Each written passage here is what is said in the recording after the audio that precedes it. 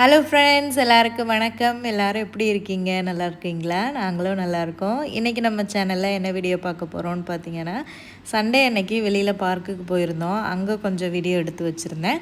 அப்புறம் மண்டே அன்னைக்கு எடுத்த ஒரு டே இன் மை லைஃப் வீடியோ மாதிரி 2 வீடியோவையும் கம்பைன் பண்ணி ஒரு வீடியோவாக நான் இன்றைக்கி உங்கள் கூட ஷேர் பண்ணுறேன்.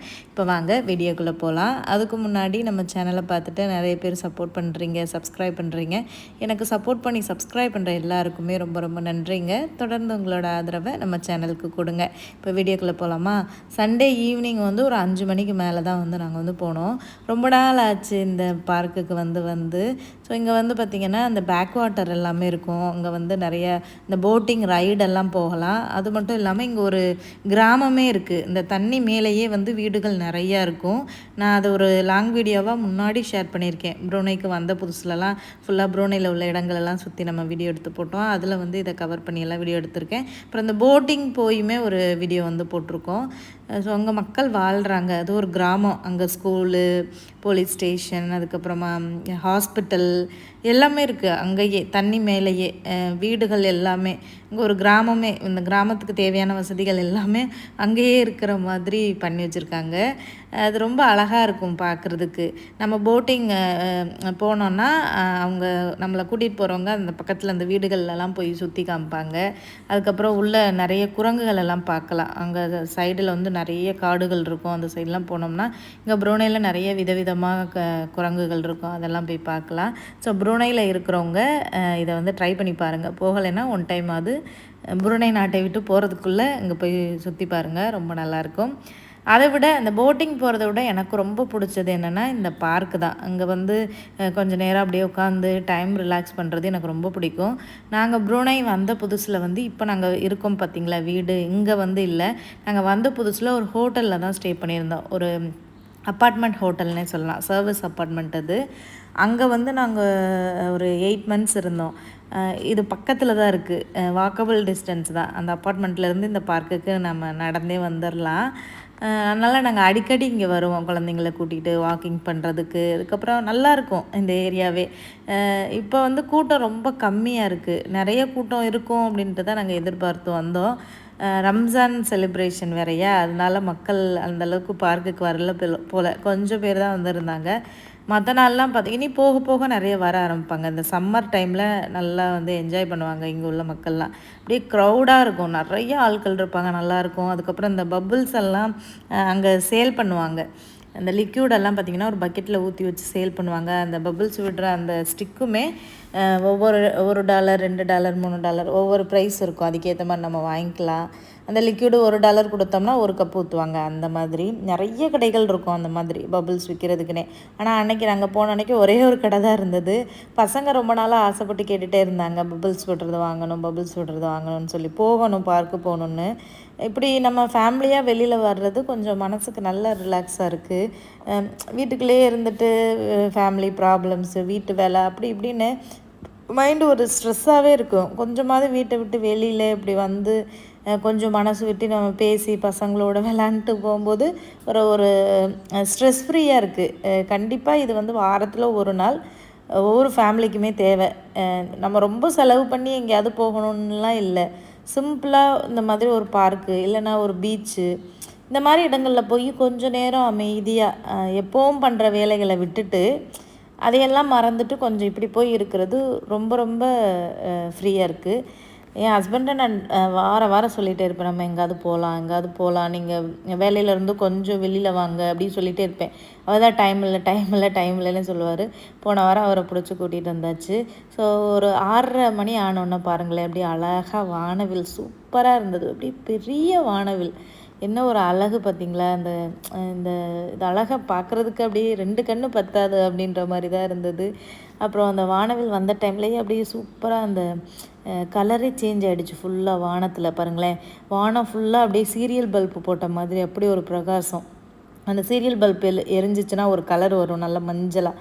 அந்த மாதிரி மாறிடுச்சு. அதை சுற்றி அந்த புல்வெளிகள், அதுக்கப்புறம் அந்த வானம், அந்த மசூதி. அந்த டைமில் மசூதியில் பார்த்திங்கன்னா அந்த அல்லா குரான் மாதிரி ஓதுவாங்கள்ல, அது பண்ணிக்கிட்டு இருந்தாங்க. அதெல்லாம் கேட்கும்போது அப்படியே ஒரு இனிமையாக, பறவைகளோட சத்தம், பக்கத்தில் அந்த பேக் வாட்டரில் கொஞ்சம் அலைகள்லாம் வரும், அந்த குளிர் காற்று, அதை ஃபீல் பண்ணையில் அவ்வளோ இதாக இருந்தது. நான் சொல்கிறதுல எங்களுக்கு தெரிஞ்சிருக்கோம். அப்படியே நாங்கள் சூப்பராக என்ஜாய் பண்ணிட்டு வந்தோம். இனிமேல் வாரம் எங்கேயாச்சும் போகலாம் அப்படின்ட்டு ஹஸ்பண்ட்டை சொல்லிட்டு வந்தேன்.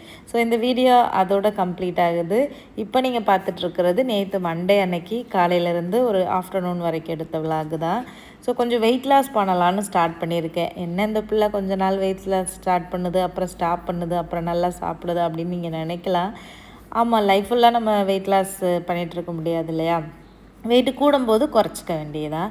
ஸோ என்னோடய டார்கெட் வந்து பார்த்திங்கன்னா ஒரு 64க்கு கீழே வந்து வெயிட்டு கொண்டு வரணும். இப்போ ஒரு 66 பக்கம் வந்துருச்சு. ஸோ அதுக்கு கீழே வந்து கொண்டு வரணும் அப்படின்ட்டு பிளான் பண்ணி தான் இது பண்ணிகிட்ருக்கேன். ஏன்னா வெயிட்டு கொஞ்சம் கூடும்போதே அதை பார்த்து வந்து குறைச்சிடணுங்க. ரொம்ப கூடிருச்சுன்னு வைங்களேன், ரொம்ப ரொம்ப கஷ்டம் வெயிட்டை குறைக்கிறது. ஏன்னா நான் வந்து 75 கேஜிலேருந்து இப்போ 65 கேஜி கொண்டு வந்திருக்கேன். அந்த 10 கேஜியை குறைக்கிறதுக்கு நான் பட்ட பாடு இருக்கே அப்பா, கொஞ்சம் நஞ்சமே கிடையாதுங்க. வெயிட் லாஸ் அப்படின்றது வந்து பார்த்திங்கன்னா குறைச்சதுக்கப்புறம் ஈஸியாக குறைச்சிட்டேன் அப்படின்னு சொல்லலாம். ஆனால் அதை எக்ஸ்பீரியன்ஸ் பண்ணவங்க ரொம்ப கஷ்டப்படணும். நிறைய டைம் தேவை, நிறைய வந்து என்ன சொல்கிறது, நம்ம மனதளவுலேயும் சரி உடல் அளவுலேயும் சரி அந்த வெயிட் லாஸ்க்கு வந்து நம்ம தயாராகணும். அது மட்டும் இல்லாமல் அந்த வெயிட்டை மெயின்டைன் பண்ணுறது ரொம்ப கஷ்டம். குறைக்கிறது கூட ஈஸின்னு வைங்களேன், திரும்ப அதை ஏற விடாமல் மெயின்டைன் பண்ணுறது ரொம்ப ரொம்ப கஷ்டங்க. சில பேர் வந்து கமெண்ட்ஸில் கேட்குறீங்க, வெயிட்டை குறைக்கிறதுக்கு வீடியோ போடுறீங்க, வெயிட்டு கூடுறதுக்கு வீடியோ போடுங்க அப்படின்னு சொல்லிட்டு. ஸோ அதுக்கு என்ன சொல்கிறதுன்னு எனக்கு தெரியல. வெயிட்டு கூடுறதுக்கு வந்து நான் நல்லா சாப்பிடுங்க. வீட்டில் என்ன உங்களுக்கு கிடைக்குதோ ஹெல்த்தியானதா, அதுக்காண்டி எல்லாத்தையும் சாப்பிடணுன்னு இல்லை. சுகரு, ஆயில் ஃபுட்டு இதெல்லாம் அவாய்ட் பண்ணிவிட்டு வீட்டில் ஹெல்த்தியாக சமைக்கிறத நல்லா சாப்பிடுங்க, நல்லா தூங்குங்க, நிம்மதியாக இருங்க, எதுவும் ஃபீல் பண்ணாதீங்க. அப்படி இருந்தாலே வெயிட் வந்து போடும். எனக்கெலாம் பார்த்தீங்கன்னா இந்த சொல்லுவாங்க தெரியுமா, சாப்பிடாட்டா கூட மோந்து பார்த்தாலே எனக்கு வெயிட்டு போட்டுரும் அப்படின்வாங்கள்ல, அந்த மாதிரி உடம்பு தான். ஏன்னா எனக்கு ஜீன் படியே அப்படி தான். எங்கள் அம்மா கொஞ்சம் ஃபேட்டான உடம்பு. ஸோ எங்கள் அம்மா மாதிரி அப்படியே நானுமே வந்து கொஞ்சம் வெயிட்டு தான். அது மட்டும் இல்லாமல் என் கையெல்லாம் பார்த்திங்கன்னா நல்லா தொலைன்னு அப்படியே சேகாக இருக்கும் அந்த சதை எல்லாமே. ஸோ அதை வந்து கொஞ்சம் நல்லா ஸ்ட்ரென்தன் பண்ணலாம் அப்படின்ட்டு தம்பிள்ஸ் எல்லாம் வாங்கிட்டு வந்தேன். ஸோ இனிமேல் வந்து கொஞ்சம் கொஞ்சமாக அப்படியே பண்ணணும். வெயிட்டை வந்து ரொம்ப கூட விட்டுறக்கூடாது. அதுவே வந்து எனக்கு அப்படியே டென்ஷன் ஆகும். வெயிட் ரொம்ப கூடிருச்சுன்னா என்னடா திரும்ப குறைக்கிறோமா அப்படின்ற மாதிரி. நம்ம எவ்வளோ தான் சாப்பாடை கண்ட்ரோல் பண்ண முடியும்? சாப்பிடக்கூடாது அப்படின்னு நினச்சாலுமே சாப்பிடாமே இருக்க முடியாது. ஸோ அதனால் பிடிச்சதை சாப்பிட்றது. சாப்பிட்டதுக்கப்புறம் வெயிட்டு கூடிருச்சுன்னா அது வேறு. ஸ்வீட்டு தான் வந்து இந்த வெயிட்டு போடுறதுக்கே வந்து முக்கியமான காரணம். நம்ம கொஞ்சமாக ஸ்வீட் சாப்பிட்டாலே டக்குன்னு வந்து வெயிட்டு கூடிடும். ஸ்வீட்டு நான் 2 வாரமாக வந்து ஸ்வீட்டு தான் சாப்பிட்டேன். நான் தம்பிள்ஸ் எடுத்து தான் வந்து ஃபஸ்ட் டைமாக வந்து இந்த மாதிரி பண்ணிகிட்ருக்கேன். முன்னாடியெல்லாம் தம்பிள்ஸ் இல்லாத போது 1 லிட்டர் வாட்டர் கேன் இருக்குல்ல, அதில் தண்ணி ஃபில் பண்ணிவிட்டு அதை வச்சு தான் பண்ணுவேன். எனக்கு ப்ராப்பராக தம்பிள்ஸை வச்சு எக்ஸசைஸ் பண்ண தெரியல. நேற்று வீடியோவில் ஷார்ட்ஸில் போட்டிருந்தேன், அதை பார்த்துட்டு ஒரு சில பேர் கமெண்ட் பண்ணியிருந்தீங்க, நீங்கள் ப்ராப்பராகவே பண்ண மாட்டேங்கிறீங்க, நிறைய வீடியோஸ் பார்த்து ட்ரை பண்ணுங்கன்னு. ஸோ நான் ப்ராப்பராக பண்ணலை, சும்மா ட்ரை பண்ணி பார்த்தேன், அவ்வளோதான். கரெக்டு தான். நான் எனக்கு ப்ராப்பராக இன்னும் பண்ண தெரியல. யூடியூப்லேயே நிறைய வீடியோஸ் இருக்குது, அதை பார்த்து தான் ட்ரை பண்ணணும். கொஞ்சம் கொஞ்சம் அப்படியே டெய்லி ஒரு 30 கவுண்ட்ஸு, ஒரு 50 கவுண்ட்ஸு இந்த மாதிரி நம்ம டெய்லி பண்ணும்போது கை வந்து கொஞ்சம் நல்லாவே ஸ்ட்ரென்தன் ஆகும். நான் வந்து ஒரு 1/2 மணி நேரம் பக்கம் வாக்கிங் போனேன். ஒரு 10 நிமிஷம் ரன்னிங் போனேன், 20 நிமிஷம் வாக்கிங் போனேன். போயிட்டு அதுக்கப்புறமா அந்த தம்பிள்ஸை வச்சு ஒரு 10 நிமிஷம் அப்படியே தூக்கி தூக்கி விளாண்டுட்ருக்கேன். தூக்கவே முடியல. அது ஒவ்வொரு தம்பிள்ஸுமே பார்த்திங்கன்னா 4 கிலோ. சரி டெய்லி கொஞ்சம் கொஞ்சம் அப்படியே தூக்குவோம். ஏன்னா வெயிட்டு தூக்கணும். நம்மளோட அம்மாமார்கள்லாம் பார்த்திங்கன்னா நம்ம சின்ன பிள்ளைலாம் நல்லா குடம் தூக்குவோம். தண்ணி பிடிச்சி. இப்போல்லாம் ஃபுல்லாக வீட்டுக்குள்ளேயே வந்துடுது, குடி தண்ணி முதற்கொண்டு ஃபில்டர் வச்சிடுறோம். இந்த மாதிரி வச்சிடறனால நம்ம அந்த வெயிட்டு தூக்கவே மாட்டேங்கிறோம். அப்போல்லாம் வந்து துணி வந்து கல்லில் துவைச்சி வெயிட்டு பக்கெட்டில் போட்டு தூக்குவோம், பானை தூக்குவோம். இப்போல்லாம் எந்த வேலையுமே பார்க்குறதில்ல. அதனால தான் நமக்கெல்லாம் அப்படி உடம்பு பெருத்து போச்சு. எல்லாமே வந்து ரொம்ப சொகுசான வாழ்க்கையாக மாறிடுச்சு. கொஞ்சமாவது உடல் உழைப்பு இருந்தால் தானே நமக்கு வந்து வெயிட்டு கூடாது.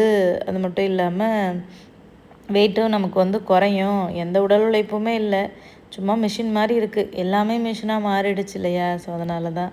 ஸோ அதுக்கப்புறம் ஹஸ்பண்ட் வந்து வேலைக்கு கிளம்பிட்டாங்க. அவங்களுக்கு சாப்பாடு வந்து இட்லி பண்ணியிருந்தேன் காலையில் பசங்களுக்கு. இது வந்து இந்த வெள்ளை சோளம் இருக்குது பார்த்திங்களா, அதை ஊற வச்சு அரைச்ச மாவு தான் இட்லி. அதுக்கப்புறமா கீரை சாம்பார் பண்ணியிருந்தேன். காலையில் 5 மணிக்கெலாம் டே ஸ்டார்ட் ஆகிடுது இப்போல்லாம். ஏன்னா பசங்களை ஸ்கூல் அனுப்பணும் இல்லையா? ஆனால் காலையில் என்னால் வீடியோ எடுக்கவே முடியல. 5 மணிக்கு எந்திரிக்கிறதே பெரிய விஷயமா இருக்குது. எந்திரிக்கவே முடிய மாட்டேங்குது. அந்த டைம் வந்து வீடியோ எடுக்க ஒரு இன்ட்ரெஸ்ட்டே வர மாட்டேங்குது. அவங்க பசங்களை ஸ்கூலுக்கு அனுப்புனதுக்கு அப்புறம் தான் வீடியோ எடுக்கவே ஸ்டார்ட் பண்ணுறேன். ஹஸ்பண்டுக்கு ஒரு 3 இட்லி இருந்தது, அது வச்சு கொடுத்துட்டு கொஞ்சம் கீரை குழம்பு வச்சு கொடுத்தேன். அப்புறம் 2 முட்டை போட்டு இது ஆம்லேட் மாதிரி போட்டு கொடுத்தேன். எனக்கு வந்து ஒரே ஒரு தோசை போட்டு அது மேலே ஒரு முட்டை போட்டு எடுத்துக்கிட்டேன். வெயிட் லாஸ் பண்ணும்போது நல்லா ப்ரோட்டீன் சாப்பிட்ணும். எந்த அளவுக்கு ப்ரோட்டீன் சாப்பிட்றோமோ அந்த அளவுக்கு நம்ம வந்து ஃபேட்டை வந்து கம்மி பண்ணலாம். ஸோ அதனால் வந்து டெய்லி இந்த முட்டை, அதுக்கப்புறம் நான்வெஜ் சாப்பிட்றவங்க சிக்கன் இந்த மாதிரி எடுத்துக்கலாம். வெஜிடேரியனாக இருந்தால் நிறைய பயறு வகைகள் எடுத்துக்கலாம், அப்புறம் பன்னீர் எடுத்துக்கலாம். இந்த மாதிரி நல்ல ஹெல்த்தியாக சாப்பிட்டே நம்ம வந்து வெயிட்டை குறைக்கணும். அதுக்கப்புறம் கீரை பாசிப்பருப்பு போட்டு குழம்பு பண்ணியிருந்தேன். ஸோ இதுதான் என்னோடய பிரேக்ஃபாஸ்ட்டு. ஸோ நல்லா சாப்பிடணுங்க. சாப்பிடாமல் இருந்தெல்லாம் வெயிட் வந்து குறைக்க முடியாது. நான் ஹெல்த்தியாக சாப்பிட்ணும். Fruits, vegetables. இது வந்து கம்ப்ளீட்டாக அவாய்ட் பண்ணணுன்னா சுகரு, ஆயில் ஃபுட்டு, அதுக்கப்புறமா அந்த ப்ராசஸ்டு ஃபுட்டெல்லாம் இருக்குது பாருங்கள், junk foods, outside foods, maida, white, அதுக்கப்புறம் ஒயிட் ரைஸு, அதெல்லாம் கொஞ்சம் சிறுதானியங்கள், ப்ரௌன் ரைஸ். ஒயிட் ரைஸ் எடுத்தாலுமே கம்மியாக எடுத்துக்கலாம். ஸோ நான் வந்து எப்போவுமே மட்டை அரிசி தான் சாப்பிட்றது. மட்டை அரிசியவே இப்போ ஒரு கரண்டி தான் எடுத்துக்கிறணும் அப்படின்ற மாதிரி பிளான் பண்ணியிருக்கேன். அந்த மாதிரி சாப்பிட்டா தான் குறையும். அப்புறம் சாப்பிட்டுட்டு நிறைய பாத்திரம் சிங்கில் கிடந்தது, அதை பூரா கழுவி போட்டுட்டு கிச்சனை வந்து கம்ப்ளீட்டாக க்ளீன் பண்ணிவிட்டு அதுக்கப்புறம் சமைக்க ஆரம்பித்தாதான் எனக்கு வந்து சமைக்க ஒரு இன்ட்ரெஸ்ட்டாகவே இருக்கும். சிங்கில் பாத்திரம் கிடந்தாலே ஒரு சமைக்கிறதுக்கு ஒரு இன்ட்ரெஸ்ட்டே வராது. கம்ப்ளீட்டாக காலையில் சமைச்ச பாத்திரங்கள் எல்லாத்தையும் கழுவி போட்டுட்டு அதுக்கப்புறமா மட்டை அரிசி தான் ஊற வச்சுருந்தேன், அதையும் குக்கரில் போட்டேன். அப்புறம் லஞ்சுக்கு வந்து என்ன சமைக்கலான்னு ஃப்ரிட்ஜில் பார்த்தா சுண்டைக்காய் இருந்தது, சொரக்காய் இருந்தது. ஸோ காய்கறிகள் நமக்கு ரொம்ப ரொம்ப தேவை இந்த வெயிட் லாஸில். அதனால் எப்போவுமே காய்கறி வாங்கி வச்சுக்கணும். சொரக்காய், அந்த மாதிரி நீர் காய்கறிகள் இருக்குது பாருங்களேன், அதுவுமே நமக்கு வெயிட் லாஸ்க்கு ரொம்ப ஹெல்ப் பண்ணும். அதனால் சொரக்காய் போட்டு ஒரு எண்ணெய் காய் மாதிரி பண்ண போகிறேன். அப்புறம் சுண்டைக்காய் துவையல். ஏன்னா சுண்டைக்காய் நிறையவே இருக்குது. ஹஸ்பண்ட் மார்க்கெட் போய் வாங்கிட்டு வந்திருந்தாங்க. அதை டெய்லியுமே துவையல் பண்ணி சாப்பிட்லாங்க. ரொம்ப ரொம்ப நல்லது. சுண்டைக்காயுமே வெயிட் லாஸ்க்கு நல்லதுன்னு சொல்லுவாங்க. சுண்டைக்காயில் இல்லாத சத்தே இல்லைன்னு சொல்லுவாங்க. ஊர்லலாம் பார்த்திங்கன்னா வீடுகளில் வந்து இருக்கும், ஆனால் யாருமே அதை பயன்படுத்தவே மாட்டாங்க. காயை வச்சு வத்தலாக வந்து பயன்படுத்துவாங்க. வத்தலாக சாப்பிட்றத விட ஃப்ரெஷ்ஷாக இந்த பச்சை காயாக சாப்பிடும்போது அதில் உள்ள சத்துக்கள் வந்து நமக்கு வந்து நிறையவே கிடைக்கும்னு சொல்லுவாங்க. அதனால் கிடைச்சா வந்து ட்ரை பண்ணுங்கள். வீட்டில் முடிஞ்சால் இந்த சுண்டைக்காய் செடி வளர்த்து பாருங்கள். நானுமே இங்கே ப்ரூனேயில் வந்து ஒரு இடத்துல எனக்கு சுண்டைக்காய் செடி கிடச்சிது. அதை பிடுங்கிட்டு வந்து நட்டு வச்சேன். ஆனால் எங்கள் வீட்டில் ஒன்றுமே வரவே மாட்டேங்குதுங்க. வெளியில் வச்சா நான் ஒரு 3 செடி நட்டு வச்சேன். 3 செடியுமே வளரவே இல்லைங்க. ஒரு செடி வளர்ந்தால் கூட நமக்கு நல்லா காய்க்கும், அப்படி கொத்து கொத்தாக காய்க்கும் இந்த காய். அப்புறம் சுரக்காவை நறுக்கிட்டு சுண்டைக்காவையும் கட் பண்ணி எடுத்துக்கிட்டேன் கழுவிட்டு. நல்லா இடிகள் இருந்துச்சுன்னா அப்படி 2 தட்டு தட்டினோம்னா நல்லா இடிச்சு எடுத்துடலாம். இடிகள் இல்லாதனால நான் கட் பண்ணி தான் வந்து எடுக்கிறேன். சுண்டைக்காய் வந்து குழம்பாவும் வைக்கலாம், ஆனால் புளி கம்மியாக போட்டு குழம்பு வச்சு சாப்பிடணும். நம்ம புளி வந்து நிறைய எடுத்துக்கிட்டோம்னா நம்ம சாப்பிட்ற அந்த நியூட்ரிஷன் எல்லாமே இந்த புளினால் நம்ம உடம்புக்கே சேராதான். அதனால் புளியை வந்து எப்போவுமே கம்மியாக எடுத்துக்கோங்க. எடுக்காமல் இருக்கிறதே நல்லது. ஆனால் இந்த கேரளா சைடெலாம் பார்த்திங்கன்னா குடம்புளி யூஸ் பண்ணுவாங்க. அது வந்து நார்மல் புளியை விட நல்லதான். ஆனால் நான் ஒரு டைம் கூட அது யூஸ் பண்ணதே இல்லை. நாங்கள் கேரளாவில் இருக்கும்போது கடைகளில் பார்த்துருக்கேன், பட் நாங்கள் அதை வாங்கினதே இல்லை. ஆனால் இப்போ தான் ஃபீல் பண்ணுறேன், ஒரு நாள் கூட அதை ட்ரை பண்ணாமல் விட்டுட்டோமேன்னு. மீன் குழம்புக்குள்ளே அங்கே 2 பீஸ் அந்த குடம்புளி எடுத்து போடுவாங்க, அவ்வளோதான். நம்மளை மாதிரி நிறைய போட்டு கரைச்சி ஊற்ற மாட்டாங்க. ஸோ நம்ம ஊரில் அது கிடைக்குமான்னு தெரியல, ஒரு சில கடைகளில் கிடைக்கலாம். அப்புறம் மட்டை அரிசி வெந்துருச்சு, அதையும் வடித்து எடுத்துட்டு அதுக்கப்புறமா சுண்டைக்காய் துவையலுக்கும் சுரக்காய் எண்ணெய்க்காய் தான் போட போகிறேன். தேங்காய் இருந்துச்சுன்னா நல்லா அரைச்சி போட்டு சுரக்காய் கூட்டு மாதிரி பண்ணியிருக்கலாம். தேங்காய் இல்லாதனால சும்மா வெங்காயம், காஞ்ச மிளகாலாம் போட்டு உப்பு போட்டு காயை போட்டு அப்படியே வதக்குறது தான் எண்ணெய்க்காய். இதை கத்திரிக்காய் எல்லா காயிலையுமே பண்ணலாம். சுண்டைக்காய் துவையலுக்கு வந்து நல்லா நல்லெண்ணெய் ஊற்றிட்டு கடலைப்பருப்பு, உளுத்தம்பருப்பு நல்லா நிறைய போடணும். நான் 2 டேபிள் ஸ்பூன் போட்டிருக்கேன். அப்புறம் காரத்துக்கு ஏற்ற மாதிரி மிளகாய், கருவேப்பிலை, அப்புறம் நறுக்கி எடுத்து வச்சுருக்க சுண்டைக்காய். அந்த சுண்டைக்காய் வந்து அந்த எண்ணெயிலேயே நல்லா வதங்கணும். இல்லைன்னா நம்ம நல்லா வதங்கலைன்னா நம்ம அரைச்சி சாப்பிடும்போது ஒரு மாதிரி நாக்கு காறுற மாதிரி இருக்கும். இந்த கத்திரிக்காயெலாம் வந்து நம்ம நறுக்கி தண்ணியில் போடாமல் சமைச்சோன்னா ஒரு மாதிரி அரிக்கிற மாதிரி இருக்கும் பாருங்கள், அந்த மாதிரி இருக்கும் இந்த சுண்டைக்காயும். அதனால் வந்து நல்லா வதக்கிடணும். எண்ணெய் கொஞ்சம் கூட ஊற்றுற மாதிரி தான் இருக்கும், அப்போ தான் நமக்கு நல்லாயிருக்கும். அப்புறம் இந்த சைடு வந்து வெங்காயம் போட்டு வதக்கிட்டு இந்த சுரக்காவையும் போட்டுற வேண்டியதான். தேவையான அளவுக்கு உப்பு போட்டு மூடி வச்சிட்டோம்னா நல்லா வந்து வெந்துடும். அவ்வளோதான், ரொம்ப சிம்பிளாக வந்து சுரக்காய் எண்ணெய்க்காய் வந்து ரெடி ஆகிடும். அதுக்கப்புறம் இந்த சைடு நல்லா அந்த சுண்டைக்காவையும் நல்லா வதக்கி விடணுங்க. சுண்டைக்காய் துவையல்லையுமே ஃபைனலாக வந்து இறக்கையில் தேங்காய் போடலாம். என்கிட்ட தேங்காய் இல்லாதனால நான் போடலை. அப்புறம் பூண்டு ஒரு பெரிய வெங்காயம் நறுக்கி வந்து சேர்த்துக்கிட்டேன். மூடியெல்லாம் வைக்க வேண்டாம், அப்படியே வந்து அடுப்பை மீடியம் ஃப்ளேமில் வச்சுட்டு வதக்கி விட்டுக்கிட்டே இருந்தோம்னாலே இந்த பூண்டு வெங்காயம் எல்லாமே வந்து நல்லாவே வதங்கிடும். வதங்குறது எப்படி தெரியும்னா, நமக்கு அந்த சுண்டைக்காயோட கலர் வந்து நல்லா சேஞ்சாக இருக்கும். இப்போ வந்து பச்சையாக இருக்கா, நல்லா பச்சையாக இருக்குது, நல்லா வதங்கிடுச்சுன்னா ஒரு மாதிரி கலர் வந்து மாறிடும். ஒரு பாச கலர் அந்த மாதிரி இருக்கும், லைட் க்ரீனாக அப்படியே நமக்கு தெரிஞ்சிடும். அப்படியே நம்ம எடுத்து அரைச்சிட வேண்டியதான். தேவையான அளவுக்கு உப்பு போட்டுக்கணும். தேங்காய் வேணும்னா சேர்க்கலாம், தேங்காய் போடாட்டாலுமே ரொம்ப நல்லா தான் இருந்தது. அதுக்கப்புறம் இந்த சைடு சுரக்காய் மூடி போட்டு வச்சாச்சு. அது ஒரு 10 நிமிஷமாக அது வேகிறதுக்கு நல்லா அதை வந்து அப்படியே மிக்ஸ் தண்ணியெல்லாம் ஊற்ற வேண்டாம், சுரக்காயிலேயே தண்ணி விடும். அதனால் அப்படியே வந்து மிக்ஸ் பண்ணிட வேண்டியதான். இந்த மாதிரி நாட்டு காய்கறிகள் கிடச்சா நல்லா வாங்கி சாப்பிடுங்க. இங்கே புரோனேயில் வந்து பிரச்சனையே இல்லை, எல்லா சீசன்லேயுமே இந்த நாட்டு காய்கறிகள் கிடைக்குங்க. சுரக்காய், பீர்க்கங்காய், புடலங்காய், இது எல்லாமே கிடைக்கும். நம்ம ஊரில் கூட இந்த பொங்கல் டைமில் மட்டும்தான் வந்து இந்த காய்கறிகள்லாம் கிடைக்கும். பரங்கிக்காய், பூசணிக்காய், வெள்ளை பூசணிக்காய், இது எல்லாமே இந்த மார்கழி மாதத்தில் தானே கிடைக்கும். ஆனால் இங்கே புரோனேயில் அப்படி கிடையாது, எல்லா காய்கறிகளுமே எல்லா சீசன்லேயுமே கிடைக்கும். அதுதான் ரொம்ப ஆச்சரியமான விஷயமா இருக்கும். கிடைக்காத காய்கறினா முருங்கைக்காய், நெல்லிக்காய், கொத்தவரங்காய், இந்த 3 காய் மட்டும்தான் புரோனியில் கிடைக்காது. மற்றபடி எல்லா காய்கறிகளுமே கிடைக்கும். அப்புறம் குக் பண்ணி முடிச்சிட்டேன். சுரக்காவும் எண்ணெய்க்காய் போட்டு எடுத்தாச்சு, சுண்டைக்காவையும் துவையல் பண்ணி எடுத்தாச்சு. அப்புறம் ஹஸ்பண்ட் வந்து பசங்களை ஸ்கூல்லேருந்து கூப்பிட்டுட்டு சாப்பிட்றதுக்கு வந்துட்டாங்க. நான் இவ்வளோ தான் சாப்பாடு எடுத்தேன், ஒரே ஒரு கரண்டி. ஆனால் நிறைய காய்கறிகள் வந்து எடுக்கணும், அப்போ தான் நமக்கு டைஜஷன் ப்ராப்ளம் இல்லாமல் இருக்கும். நார் சத்து எந்த அளவுக்கு நம்ம எடுக்கிறோமோ அந்தளவுக்கு நமக்கு வந்து டைஜஷன் ப்ராப்ளம் இல்லாமல் இருக்கும். நார் சத்து எடுக்கலைன்னு வைங்களேன், நமக்கு வந்து டைஜஷன் ப்ராப்ளம் ஆயிரும். அதனால் காய்கறிகள் நிறையா எடுத்துக்கோங்க. சுரக்காய் நிறையா எடுத்துக்கிட்டேன், கீரை கூட்டு, அதுக்கப்புறமா வந்து சுண்டைக்காய். அப்புறம் வந்து சாப்பிட்டோம். பசங்களை உட்காந்து சாப்பிடுங்கடான்னு, அவனுங்களுக்கு வந்து இந்த மாதிரி காய்கறி எல்லாம் வச்சு கொடுத்தோன்னா உட்காந்து சாப்பிடவே மாட்டானுங்க. அவங்களுக்கு பிடிச்ச மாதிரி இந்த மாதிரி இந்த நூடுல்ஸு, பாஸ்தா, இந்த மாதிரியான ஐட்டம்னால் உட்காந்து சாப்பிடுவாங்க. நான் தான் வந்து சாப்பிட்டுட்டு பசங்களுக்கு ஊட்டணும். பட் நம்ம என்னென்னலாம் சாப்பிட்றோமோ எல்லாமே வந்து பசங்களுக்கும் கொடுக்கணும். அதனால் சுண்டைக்காய் துவையல், சுரக்காய் எல்லாத்தையும் மிக்ஸ் பண்ணி வந்து ஊட்டி விட்ருவேன். அப்புறம் பசங்களுக்கு ஊட்டி விட்டுட்டு இந்த மசாலா பொடி கொட்டி வைக்கிறதுக்கு அந்த பாட்டிலெல்லாம் கழுவி போட்டேன்னு சொன்னேன் பார்த்தீங்களா, நல்லா வெயிலில் போட்டு காஞ்சிருச்சு. அதில் வந்து அந்த மசாலையெல்லாம் ஃபில் பண்ணிடலான்னு எடுத்து வச்சுட்ருந்தேன். இந்த மசாலா தான் ஊர்லேருந்து கொண்டு வந்தது. மல்லிப்பொடி அது இன்னும் நிறையா இருக்குது, அதை கொட்டி வைக்கிறதுக்கு இந்த பாட்டில் வந்து பத்தாது. இதை விட கொஞ்சம் பெரிய பாட்டிலாக வாங்கணும், இல்லைன்னா ஏதாவது பிளாஸ்டிக் பக்கெட் மாதிரி வாங்கணும். அதனால் அதை இன்னும் டச்சே பண்ணலை. ஹஸ்பண்ட்டை சொன்னேன், சரி இதை விட பெரிய பாட்டில் கிடச்சா வாங்குவோன்னாரு. இதுவே பெரிய பாட்டில் தான், இதுக்கு மேலே எங்கே போகிறது, அதுக்கு ஒரு பிளாஸ்டிக் பக்கெட்டே வாங்கிடலாம். அவருக்கு அந்த பிளாஸ்டிக்கில் கொட்டி வைக்கிறது பிடிக்கல, அதனால தான் கிளாஸ் பாட்டிலே வாங்கினோம். இதை விட பெரிய பாட்டிலும் இருக்குது, ஆனால் எவ்வளோ பெருசு வாங்குறதுன்னு சொல்லிவிட்டு அதை அப்படியே வச்சுருக்கேன். இது வந்து மிளகாய் பொடியும் மஞ்சள் பொடியும். மஞ்சள் பொடி நான் வந்து பேக்கெட் பொடி வாங்கவே மாட்டேங்க. ஊருக்கு போகையிலலாம் நான் வந்து இந்த விரலி மஞ்சள் இருக்குது பார்த்திங்களா, அதை 1 கிலோ 2 கிலோ அந்த மாதிரி அரைச்சி கொண்டு வந்துடுவேன். இது வந்து பார்த்திங்கன்னா 1 கிலோ அந்த விரலி மஞ்சள் அரைச்சி அம்மா கொடுத்து விட்ருந்தாங்க. லாஸ்ட் டைம் நான் ஊருக்கு போயிட்டு வரும்போதும் 1 கிலோ அரைச்சி கொண்டு வந்தேன். அது இன்னுமே வந்து எனக்கு போயிட்டுருக்கு, இன்னுமே வந்து 1/2 டப்பா கிட்டே இருக்குது. அது காலியாக போகுதுன்னு சொல்லியிருந்தேன். அப்புறம் மஞ்சள் அரைச்சி கொடுத்து விட்ருந்தாங்க.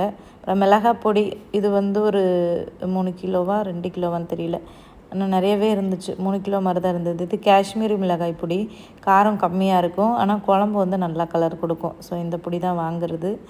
இதை அப்படியே வந்து பாட்டிலில் போட்டு ஃப்ரிட்ஜில் தான் வைப்பேன். வெளியில் வச்சாலும் கெட்டு போகாமல் இருக்கும்.